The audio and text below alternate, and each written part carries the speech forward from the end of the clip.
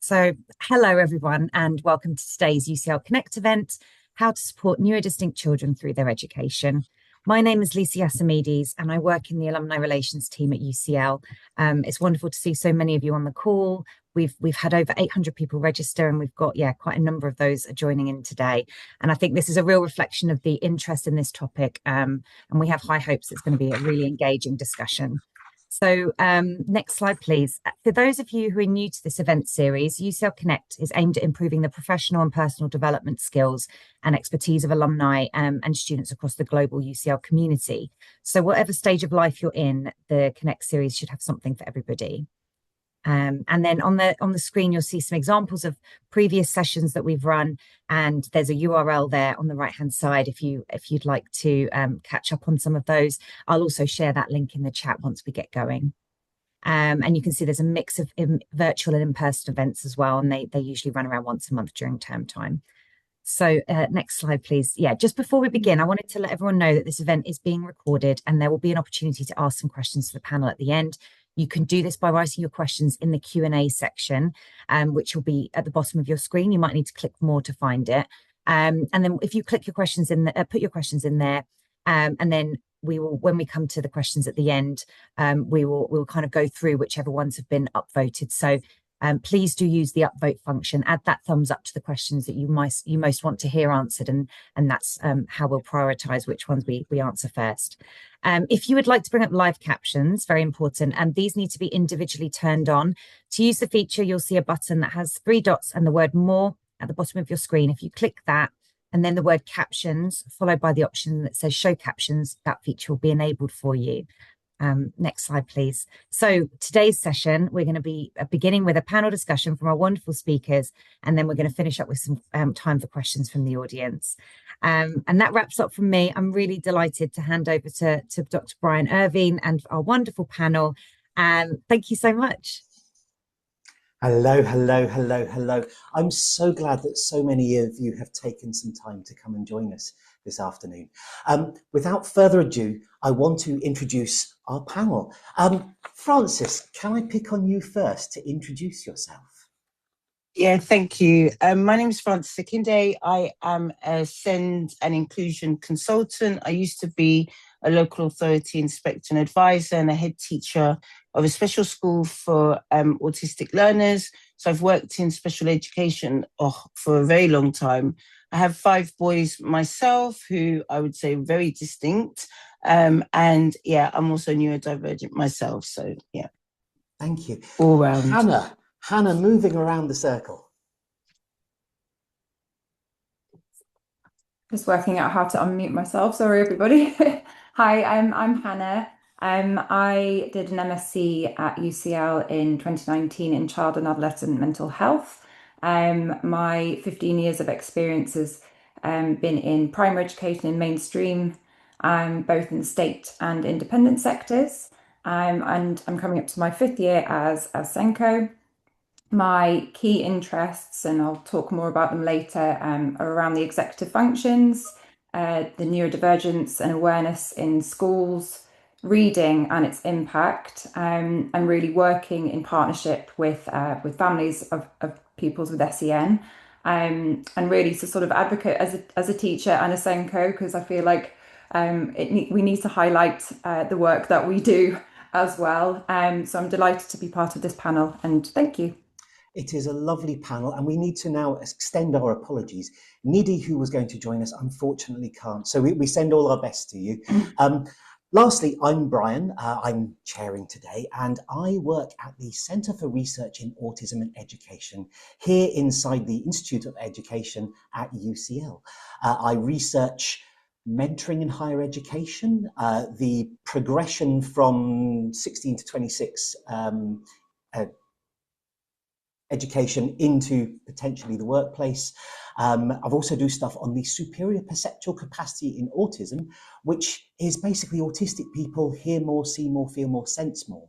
And so this puts you at odds sometimes with other folk who don't understand your perceptual world.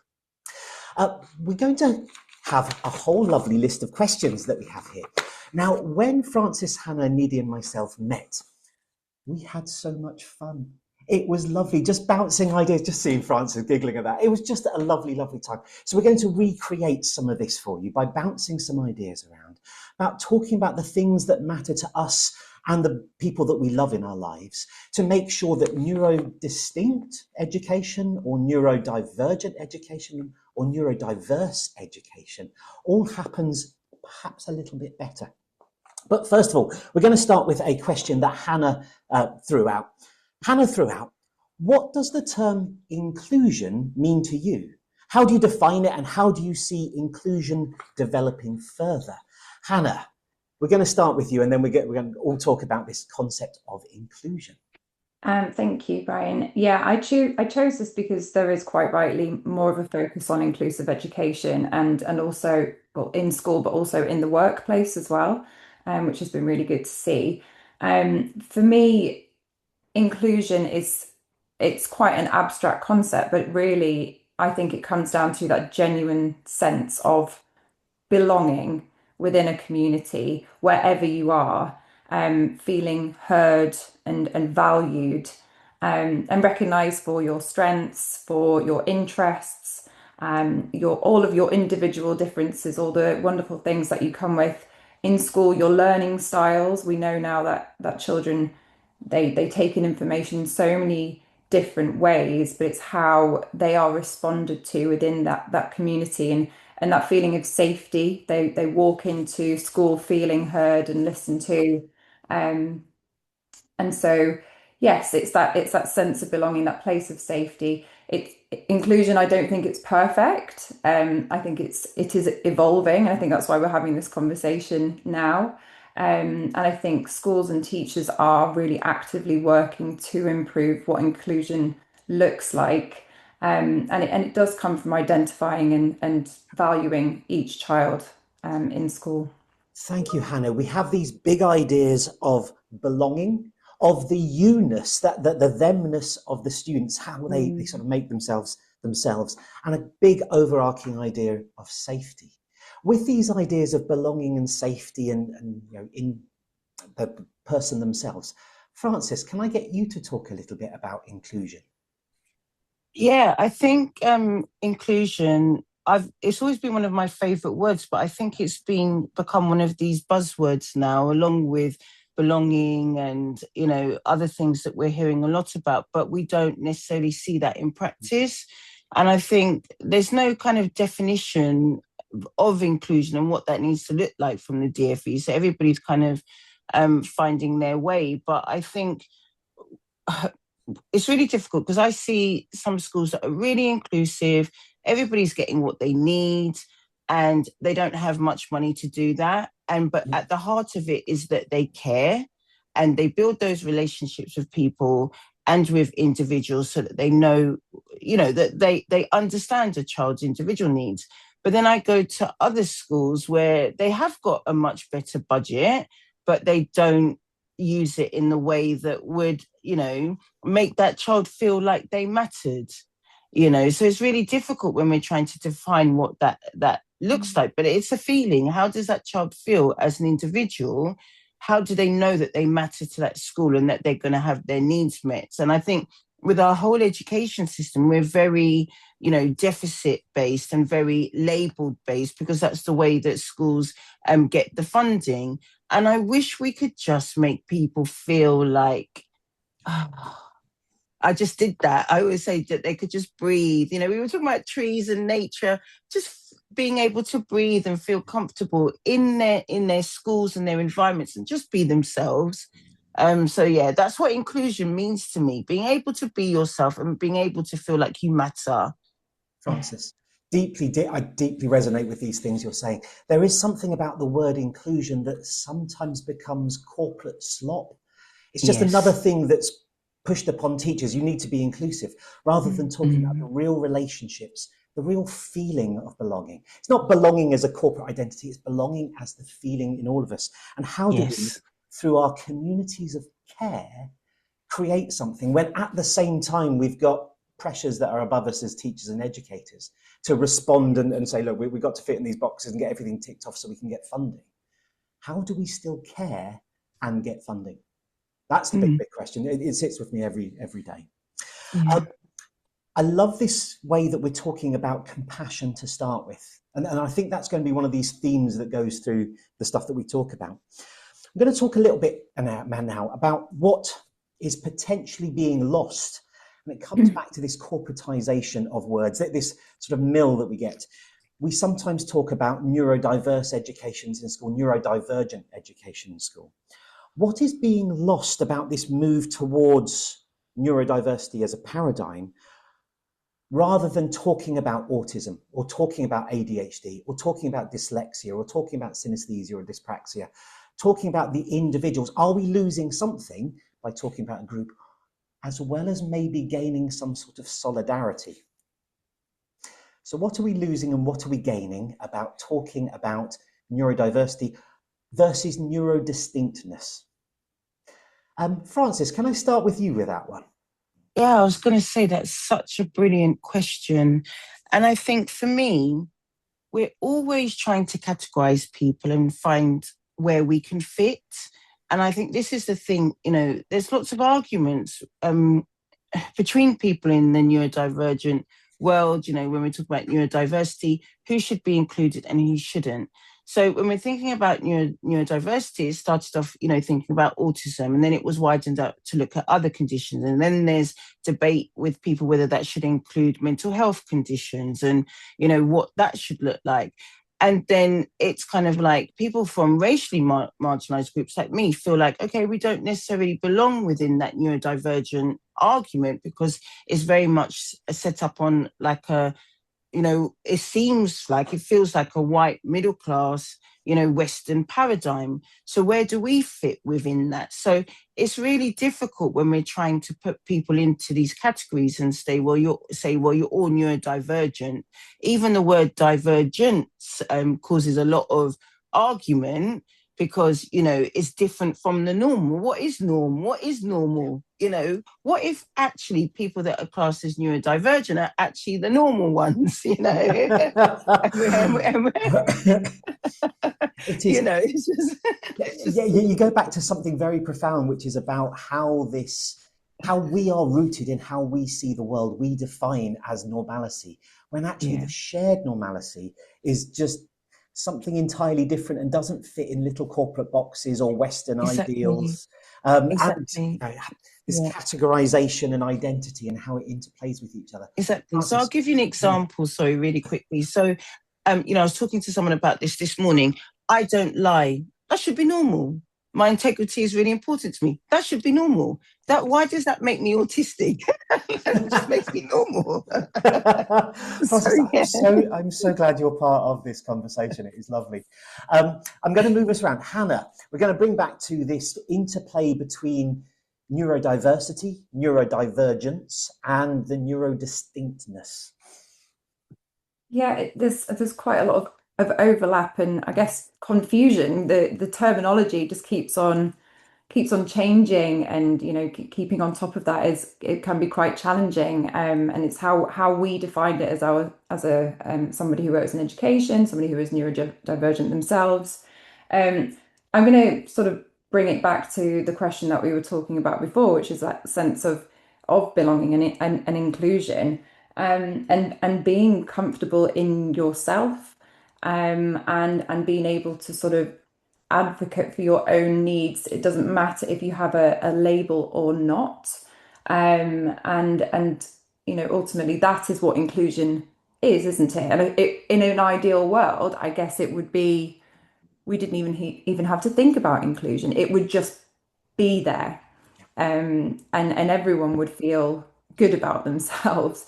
So yes, it's that thing that confusion about terminology. I'm going to stick in there. I don't mind it too much because it keeps us one step ahead of the advertisers.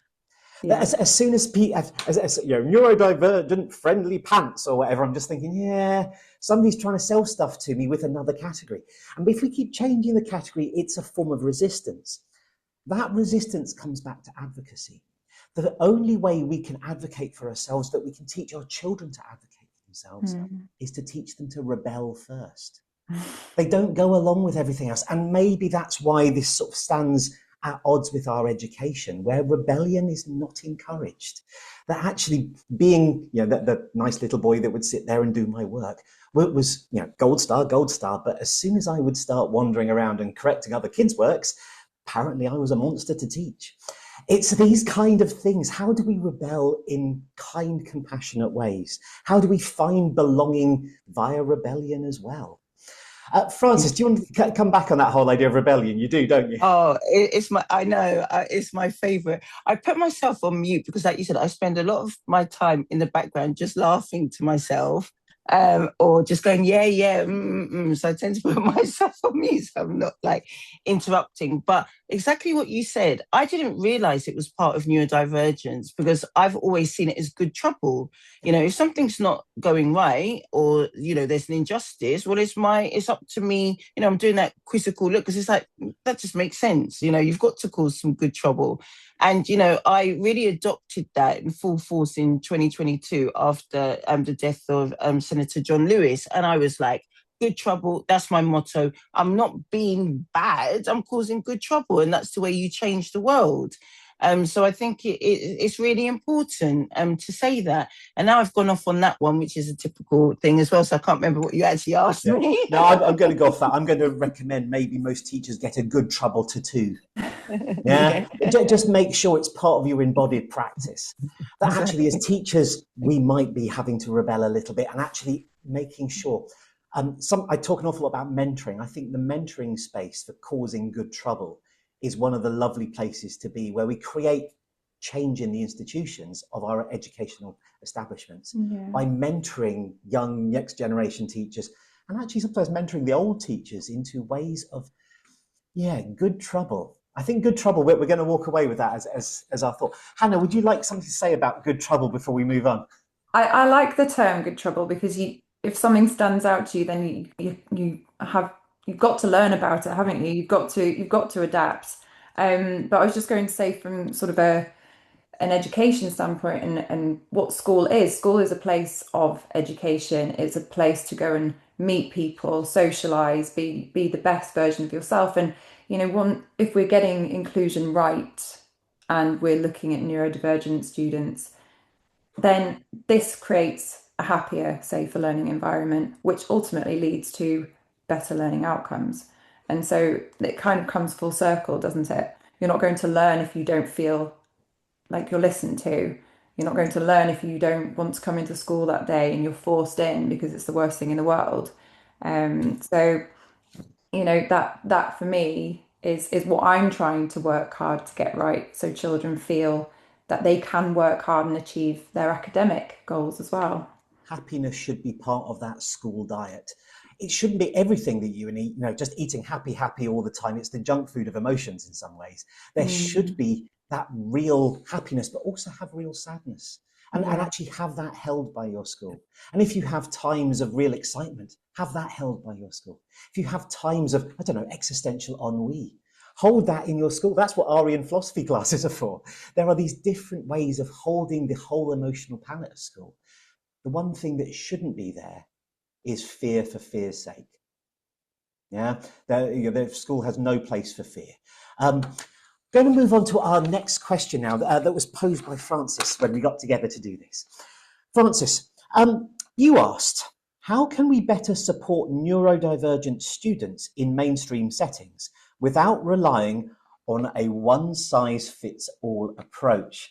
Francis, that's a tricksy question. Why did I ask that question? I know, you asked a terrible question. You've got to answer it. I thought I asked the question thinking someone else will answer it. No, you first. I think that is the thing. We are so we are treating like schools like factories, to be honest. And it's just thinking, like Hannah's saying, what is the purpose of school? And I think that's the most important thing to me, is thinking school isn't just about education in a traditional sense where we get people, we train people to be workers. It should be about creating people that go on to have long-term success. So we know that around 70% of children that are autistic in particular go on to be adults that don't work. when you go to a school for children who are autistic, it's a completely different environment. You're starting off from their individual starting points. You include those things in the learning. If somebody wants to have a break to regulate themselves, they can go outside, run around in a square like one of my pupils just wanted to do, and come back in and get reset. Sometimes in schools, we're taking away break time and lunchtime as a punishment. We have this punitive approach where actually I want to run around. I need that time to regulate myself, not be stuck in a classroom. I think because schools are so big, a lot of schools are so big, it's that fear of control. So then we put in these punitive measurements around punishment and control because we're so scared about people being individuals. So to me, it's like taking that individual approach. How can we help people to be individuals? And I was talking to someone in Scotland about their approach, Gerfect, which sounds very Scottish if you do it with a Gerfect. It's like getting it right for every child. And that is very much an individualized approach. And it's not saying that they are getting it right. But actually, if you start off with the child in the middle and don't make assumptions about what they need, actually speak to them, get to know them, have the time to build up relationships. We're getting rid of pastoral staff and support staff and all these staff that actually have the time to talk to a child and notice.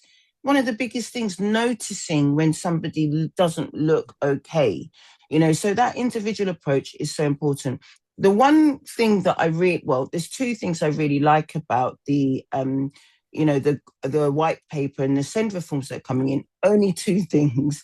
The first is that individual learning plan, which schools are saying it's so much work. We're going to have to do this for every child, blah, blah. And I'm like, good, because this is what we should be doing anyway. We should have an individual. Exactly. Yeah. We should have a strengths-based approach to getting to know every single child that needs support and identifying that support.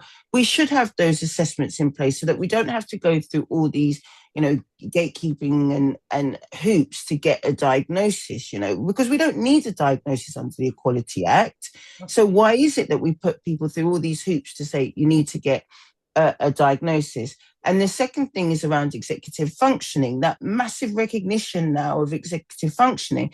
And I had a light bulb moment the other day. I was at Homerton College and they were doing a talk about anti-racism in education and building up empathy and things.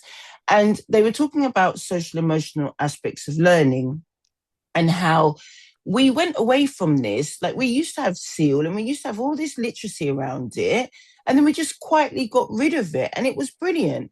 And then it was like, well, how can we say that children come under an SEMH category if we're saying that we should be teaching them social emotional aspects of learning? It's not their fault. So really, when you take that individual approach, it starts with that. It has to. And schools that do that get it right. You can't say the best thing about being a head teacher in a school for children with autism is that you learn with 210 students. They are all completely different. You can't, we always say, when you meet one student with autism, you meet one student with autism. That's literally it. You have to get to know people on an individual level. So I can't give a list of strategies to say, try this for working memory and try this for autism and try this for dyslexia. What does that look like for that individual child is so important in getting to know that. It is. It's coming back to this idea of its relationships. It's about feelings. Should we say it's about love? Yeah, love in your job. And if there's love in the classroom, it just changes an awful lot. And there has been something that has taken that out of our classrooms over the last 10, 15 years or so, where we cannot talk about those strong relationships that go on. Hannah, I'd like you to come back, particularly maybe around the executive functioning kind of side of things. I will talk about the executive functions, but I completely agree with what you're saying about the relationships. And I know that from a time standpoint, and I know everybody talks about time in schools, but teachers are desperate to have that individual time with their students. But of course, then balancing other pressures as well, it's so difficult to do. A school that's got and you just, Francis, you mentioned staffing, so teaching assistants, pastoral staff, we're losing those real key adults. you know, it's those people that we need to be involved as well. But I know that teachers, they want to be a part of each individual and build a relationship and know deep down what they need as well. I think, you know, there is this common misconception that teachers need to create so many resources, so many individual resources, but actually what that's doing is reinforcing difference. And if, you know, it's something that all children can access, but it's benefiting those that need it the most.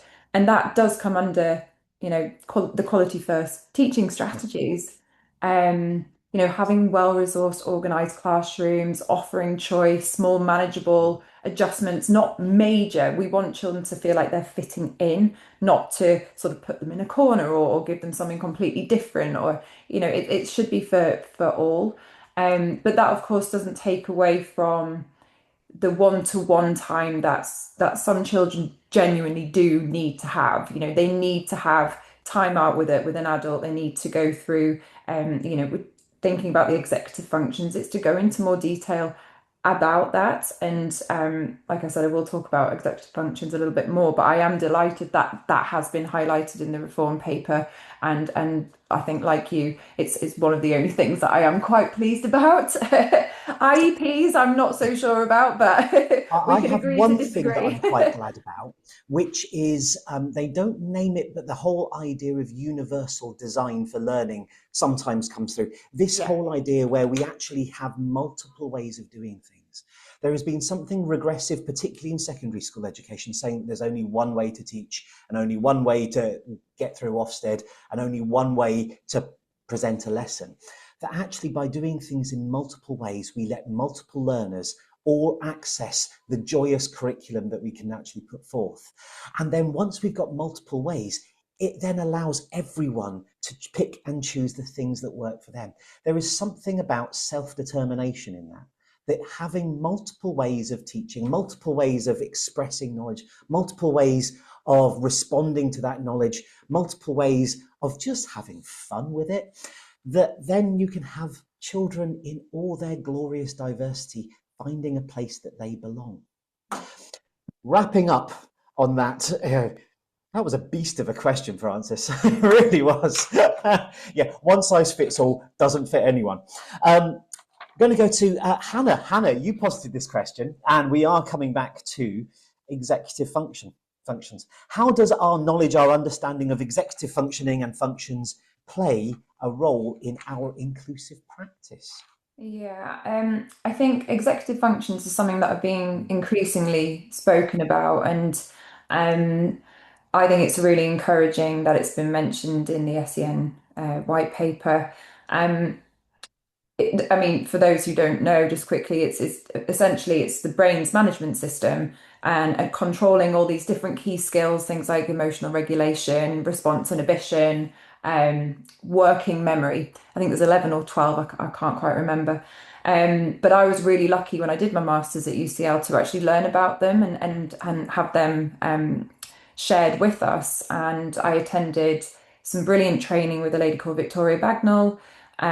She leads a company called Connections in Mind, so it's really worth looking that up. And also Laurie Faith's Activated Learning too. She's got some great resources. So I would love for executive functioning to be part of somewhere in the curriculum. How can we maybe build this in? Because it's children learning about themselves. It's where it's that metacognition, you know, how do I learn? How can I do it better without putting lots and lots of pressure on themselves? And I do this on an individual basis at the moment with children that I work with. And some of the resources that we come up with, the activities are very child-led. It's led by them, they decide. And then I might set them a little bit of homework to try them, and then we'll reflect on them during the week. And those resources are shared with parents, and the difference that you see in children who can talk about, oh, you know, my emotional regulation, and using terminology such as that. You can do that from very, very young. So I think there's so much value in introducing that to increase the inclusive practice. Deeply. I used to introduce it back when I was a teacher. I was a secondary school teacher last century, but I didn't have the words for it, but I introduced it because I got to model poor executive functioning myself. Having students who just go, Mr. Evan, you set us homework and you've just forgotten. Yes. And it's the fact that actually some of us will struggle with executive functioning, but there are ways about being compassionate and humble about our own executive functioning. Going around the table, Francis, executive functioning in you. Not personally about you, your teaching career. Yeah, you know what? It's really interesting because I was an art teacher. So I did my training at the Institute of Education. And I never realized that I gravitated more towards visual literacy or visual art because I'm a visual thinker. So my whole life, I wasn't diagnosed until I was 44, and I was diagnosed with ADHD and dyslexia first, and then later on autism. And then it was like my whole life, I'd put strategies in place for myself without even thinking about it. And then when I did my master's in education, I did it at Edge Hill, and I specialized in looking at working memory, and especially the work of Alloway and Gathercall. And it was just brilliant. It was just like revolutionary for me. And I was like, oh my gosh, like working memory is the basis for everything. And, you know, we have lots of companies that make money by saying, oh, yeah, you can train working memory. And I have to say that I know there's a lot of people on here and pre-recorded, but it's true. But then all the evidence shows that working memory can't be trained. It's those techniques that we have to put in place to support it. But actually, you know, when I was doing my research, I found that people with stronger visual working memories do better in education. So when we're talking about dual coding, it's so important to think about visuals and, you know, keywords and things like that. What does that look like? So I think it's really important for us to have that conversation and introduce that to schools, because we don't talk about working memory in schools at all. We don't have those conversations. Now you have to tell me why you were chuckling, Brian. I was chuckling because I'm what's called an aphant. I have no visual. Yes. I have nothing in my head at all. It's completely blank up there. Just hearing about people coming to executive functioning via visualization, I'm just I can't do that. Yeah, exactly. But it does mean that there are other different modalities, and it comes back to this joy of universal design. We should have different ways of coming towards our executive functioning in different ways. Can I also thank everyone who's writing in the chat about some of the things that they're doing to structure and scaffold EF? There's some really good stuff going on. If you're just paying attention to us, well done you. But if you actually need that greater perceptual capacity topped up, the chat is a good place as well. You are so kind to each other. Thank you, everyone who's come to visit. I will say, Francis, when you were talking about this sort of being able to share your own workarounds, the ways that I don't like the word strategies. It's been stolen by business. Strategies is all very war. Let's go and defeat this horrible dragon kind of stuff. Workarounds. Sometimes we nip around the edges and we come around to what we should be doing sideways.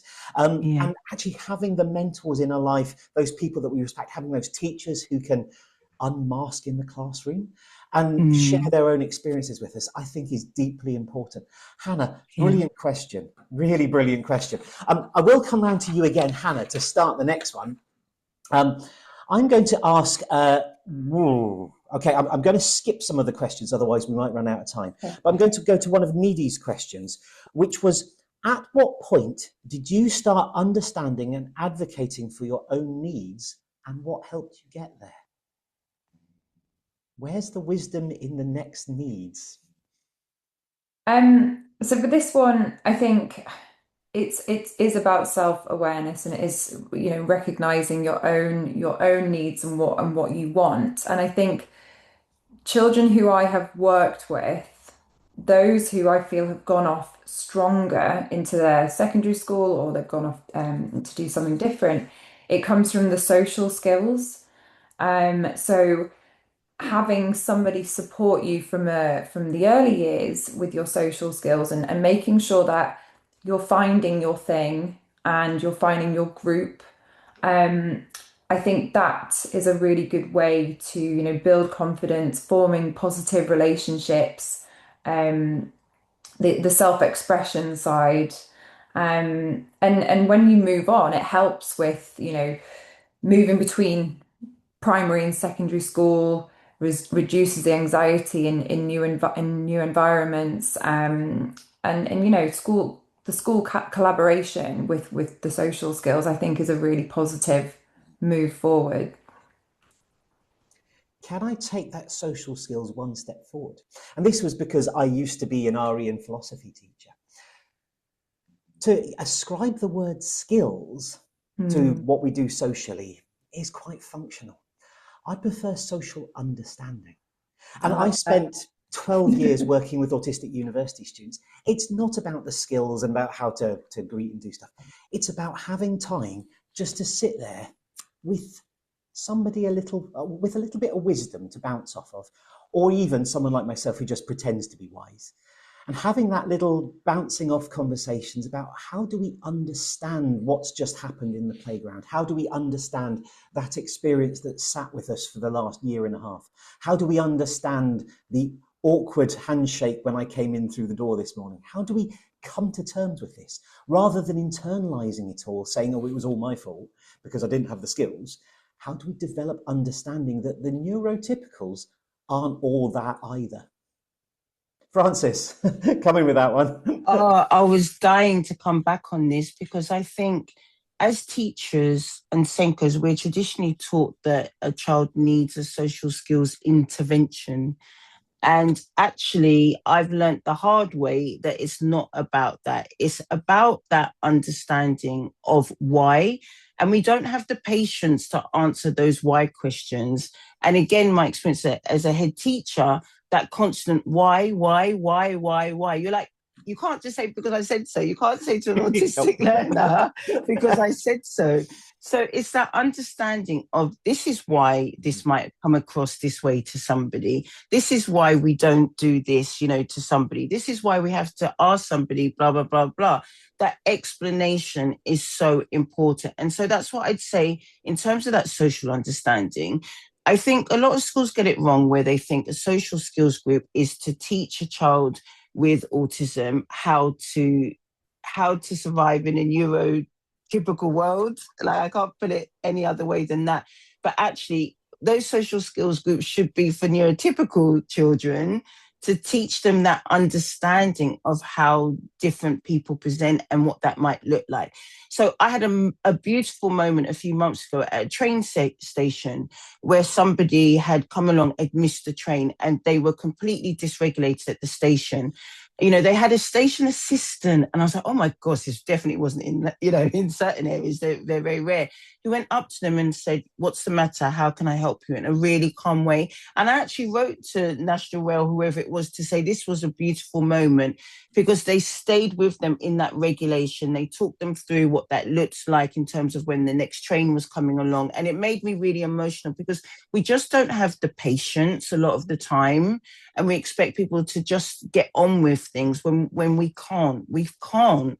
That overwhelm is real. So I just think it's just that schools need to have a lot more understanding around what that should look like. And I think we make a lot of mistakes. And I would say myself with my own children where I've tried to force them to socialize. And I admit that, you know, and I got it wrong.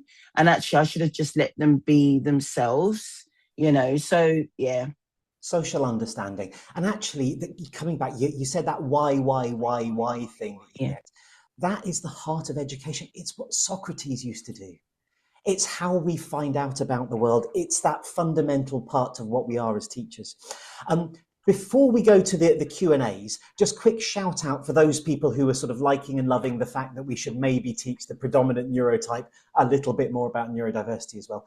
There is, from Edinburgh University, it's the LEANS curriculum. It is 8-9 lessons, all pre-prepared for you, where there's wonderful stories. The teacher in the stories goes on a journey where the teacher learns about neurodiversity and changes their classroom, and the whole class gets to learn about the diversity of the class itself. So that's the LEANS project. If you do use the LEANS project, there's a little bit at the end which you can tick, and the researcher Elisa should just love your feedback on it as well, because it's part of a larger project. We're going to go now into the Q&As. We still have a couple of questions we didn't get around to. I am so sorry, but we're going to go to the folks' questions. You can put a question into the question and answer. I'm sorry if you've put a question into the chat, it goes by far too fast, but you're all lovely to each other. If you could drop it into the Q&A button, if you can't see it, there's a little ... and it'll come up with questions and answers. You then get to vote on which questions you think we should attend first.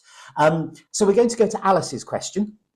Alice says, when trying to choose a school for a neurodivergent child or a neurodistinct child, what question would you ask to gauge whether their inclusivity is more than lip service? Oh, so you're there, you're doing a school visit. What is the question that you think you should ask?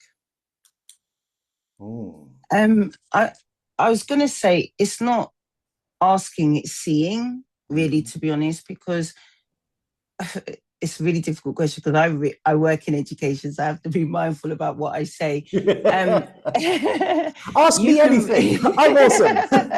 You are awesome. You know, exactly. It's like you can read whatever you like on the website. You can read the SEND policy. You can read the Ofsted report. But you really have to be there to have that feeling and be able to talk to young people and see what that looks like, to be able to speak to other parents that have got children that's in their school. So this is where kind of social media and Facebook groups and things like that, because you will get an honest answer from parents to say, my child has thrived or my child has really struggled and this is what it looked like. And I think the first thing is when you contact the school, what does that contact look like? You know, what is their response to you when you contact them, to ask about those things that are in place and what that process looks like in terms of support for your child. I always used to have like open days where people could come and have a look around and see the school in action so that they could see if something happens, how is that managed? You know, how do staff talk to each other? How do children talk to each other? And that's really important to kind of see in terms of that compliance versus that real life, feeling, I suppose. So, Hannah, do you have a question you'd ask? So I think with answering that question, sorry, am I answering that question as well, or am I? If you want to, yeah. What question would you ask a school? Sorry. So I think I agree with what Francis has just said. I think speaking to the children, actually, you know, it's a really good thing if a child goes in for a taster day and actually spending time with a class or with a group of children, being buddied up with somebody, because your child will go home and they will tell you how they felt in that school, and they will be very, very honest about it, and they will tell you if they felt a genuine connection to it or not. So the time given for a child to go into that school, and I do agree with speaking to other parents as well, but I think you need to explore what sort of interventions are in place. How is inclusion led in the school? Those are all valid questions that you are absolutely allowed to ask, and I think you can feel it. There's a gorgeous feeling. Ask lots of questions. If I had to ask a question, I'd find a child and say, "Are you comfy? Are you comfy in school?" The word comfort comes up so much when I talk to particularly university students who weren't comfortable in school, not comfortable in themselves at the time, but also the physicality, the sensory rough. And that's not something that you can fake in a school. Comfy schools. We're going to move on. Again, please keep on upvoting. I'll just grab the most upvoted at the time. So Andrea, amazing panel. Yes, well, Francis and Hannah you are absolutely lovely. It's a joy. Thank you. But Andrea's asking a question about AI. What role can artificial intelligence play in supporting personalised education? What obstacles and opportunities will the development of tech bring in the classrooms that embrace diverse learners? That's a great question. Great question. Yeah. Go on, Hannah. Do you want me to go? Yeah, go, Hannah. AI. It's a bit of a love-hate situation, isn't it? There's a lot of controversy around AI. I think it's got some really brilliant uses. I also think it can be quite dangerous in some senses. But I think from a personalized standpoint for education, I think it can do wonders. I think if you I know I keep talking about the executive functions, but if you wanted to maybe use it, for example, for planning your day or planning your timetable or putting things in order for you from start to finish, that's really succinct and clear. It can do that for you. And I think that can take a lot of overwhelm away, the pressure away if something's done quite automatically for you. Have you come across Goblin Tools?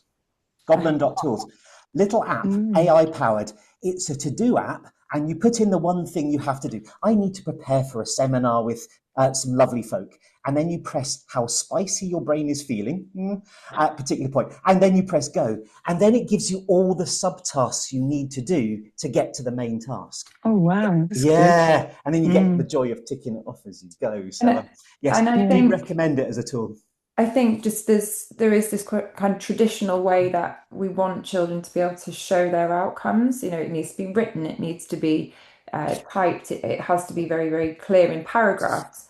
And actually, perhaps AI plays a part there in capturing your ideas that you may not be able to get down so quickly and present it for you. And I think that there's so much value in that as well. It's saying, yes, I might not be able to write 3 sheets of paragraphs for showing my learning outcome, but this is how my brain has come up with the same answer, just differently.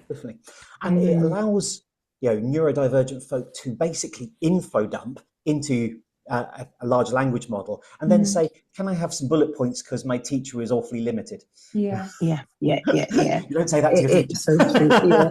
I found that out the hard way. Frances, your thoughts on AI and so as I'm sitting here, I'm looking at 5 screens because I love technology. And then I've got a pile of laptops and pads and tablets and stuff as well. So this is my favorite subject. I think for me, when I was diagnosed with ADHD, I was really fortunate that I had an assessor that said, now you're going to fly. And he gave me a form, or he wrote out a form for university to say, these are things that she may struggle with, blah, blah, blah. And I went back to university. So I went to Birkbeck to do an MA in Education and Social Justice. And the difference that I've had from being able to understand my brain and using AI and assistive technology around that has been amazing. So I had a study support worker. And so I would use things like Claude, and I'd say, I don't want you to write my essay for me. I want you to be a support worker for me. And then I'd say, okay, I'm neurodivergent. These are some things I struggle with. And I've never enjoyed writing an essay so much, honestly. Like I was just, like we hyper-focus anyway, but I was just there.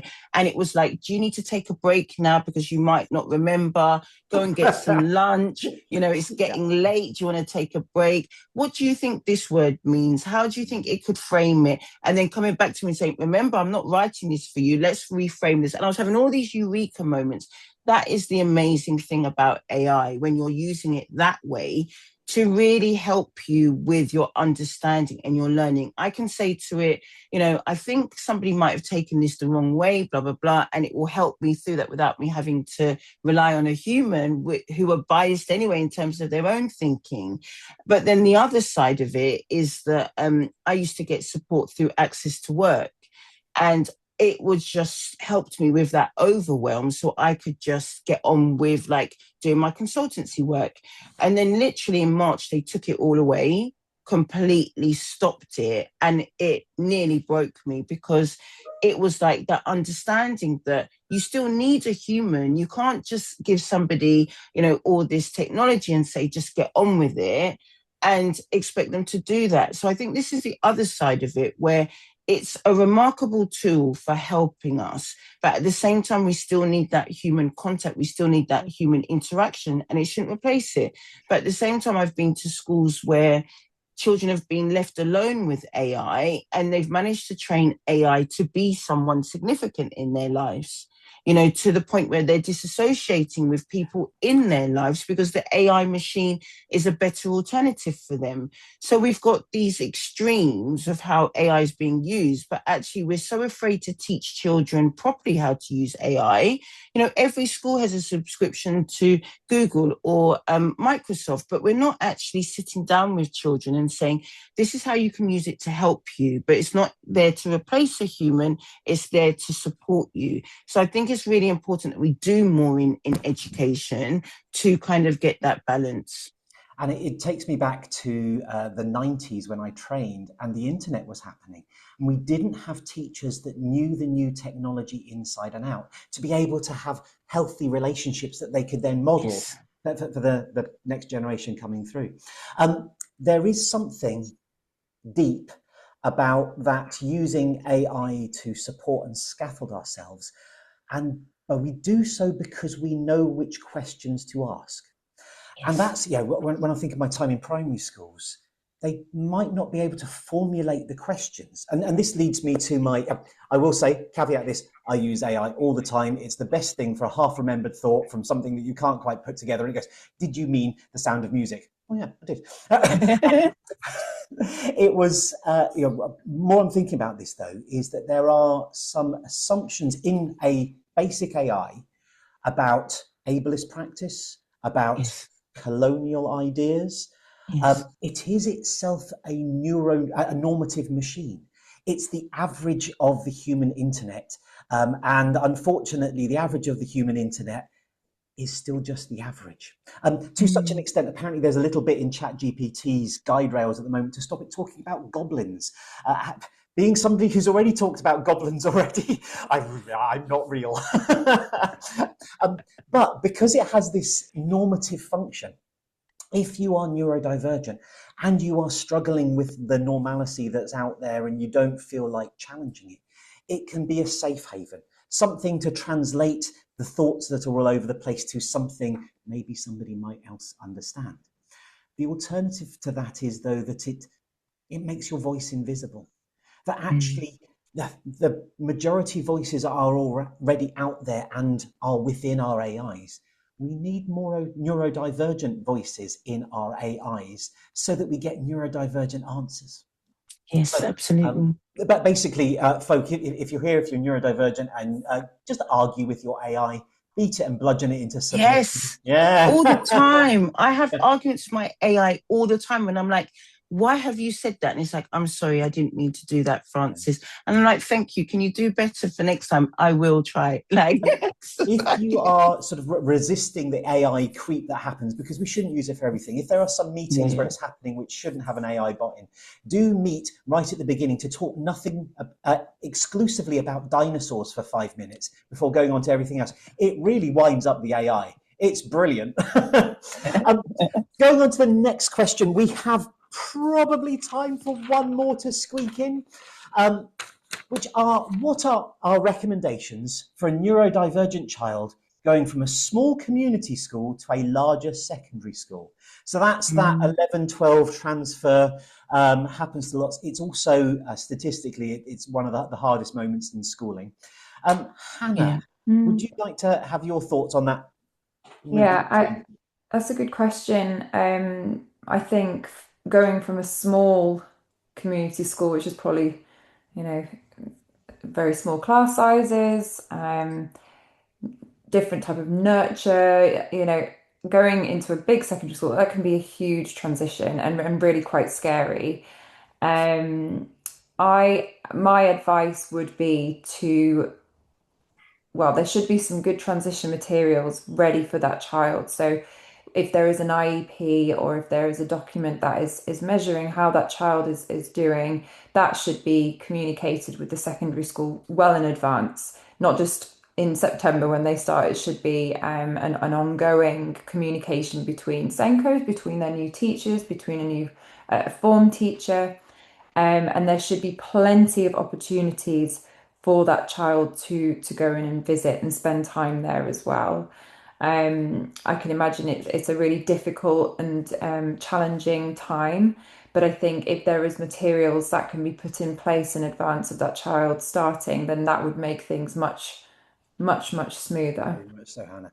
Hannah, thank you. Francis, you've got 2 minutes. Oh gosh. So there was a massive study in Scotland around anxiety and looking at the parents' experience of that. And I think we forget the parent and families within that transition period. you know, when you go onto a school website, what does it tell you about the school, about the school day, about lunches, about how to do all of these things?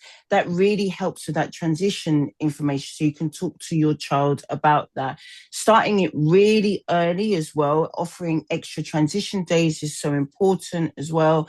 And have, like, you know, Hannah said, having that profile, but also having a visual profile. I love visual profiles where you just, like, you can just do one PowerPoint slide and put everything about that child, what they like, what they don't like. I used to do it with all my staff, so they knew that I might not be in a very good mood if Arsenal have just lost, or, you know, I need to do this, I need to do that. It's that understanding of each other, again, going back to relationships. But I was going to say, there's somebody called Pookie Knightsmith, an educator called Pookie Knightsmith, who's absolutely brilliant. She does lots of work around transitions and what that looks like in school.